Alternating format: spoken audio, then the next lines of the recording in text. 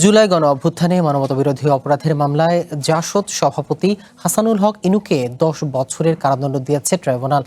8 অভিযোগের 5টিতেই খালাস পেয়েছেন ইনু। মঙ্গলবার বিচারপতি নজরুল ইসলাম চৌধুরী নেতৃত্বাধীন আন্তর্জাতিক অপরাধ ট্রাইব্যুনাল 2 এ রায় ঘোষণা করেন। এ সময় কাঠগড়ায় হাজির ছিলেন ইনু। 3 সদস্যের বিচারিক প্যানেলের জন্য সদস্যরা হলেন বিচারক মোহাম্মদ মঞ্জুরুল বাসিদ ও বিচারক নূর মোহাম্মদ শাহরিয়ার কবির। মামলার একমাত্র আসামি ইনুর বিরুদ্ধে মোট 8টি অভিযোগ আনা হয়েছিল, যার মধ্যে 3টি অভিযোগে দোষী সাব্যস্ত হয়েছেন। অন্য 2টি অভিযোগে 2 লক্ষ টাকা অর্থদণ্ড দেওয়া হয়।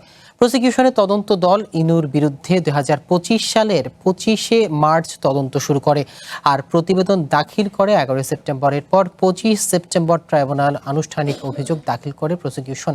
শুনানি নিয়ে গত বছরের 2রা নভেম্বর অভিযোগ গঠন করে বিচার শুরুর আদেশ দেয় ট্রাইব্যুনাল।